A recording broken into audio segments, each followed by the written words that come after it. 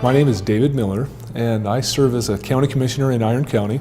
The 2 points that I believe that the county commissioners have the most important responsibility to do is oversee the administrative and service side on a local level.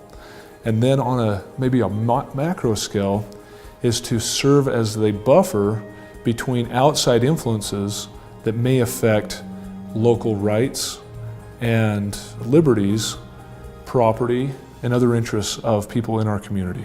So speaking on the topic of the transfer of public lands, we have to look back to the states at statehood. And Utah being one of the western states, among many other states, we all as states were in the infancy, where the government size, the population base was so small that in order to provide all resources and administrative and management practices, the states just couldn't handle it. So now, as the states have matured, the population bases have increased, and we have seen the ability for the states to provide management over natural resources, over wildlife resources, over the many different aspects of the various states. Those lands that were held in trust by the federal government, they need to be returned to the states. It'll remove some of the challenges that the federal government has because it's a very costly proposition for them. And it's also something that the states, upon prudent management, upon resourceful and careful use of these lands, will benefit the citizens of those states in a way that are tremendous. States and counties don't have the ability to tax the federal government. A compromise was reached where the federal government would make payments to these local governments in the form of PILT. So this is a very important aspect of our communities, and if we recognized that, again, we're at a point with the maturity of states to be able to manage these lands, then this very burdensome aspect of federal budgets could be done away with.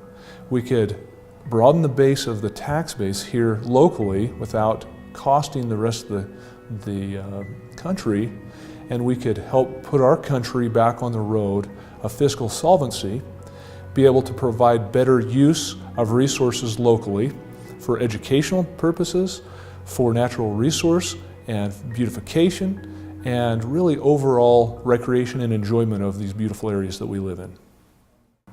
When it comes to local management, it's really important that those who are closest to the challenges and to the opportunities are there to evaluate those. And on a county level, in the sake of Iron County, we've got a lot of natural resources, a lot of challenges, a lot of opportunities, and we can make decisions here much better than at some far-off distant oversight location like Washington, D.C.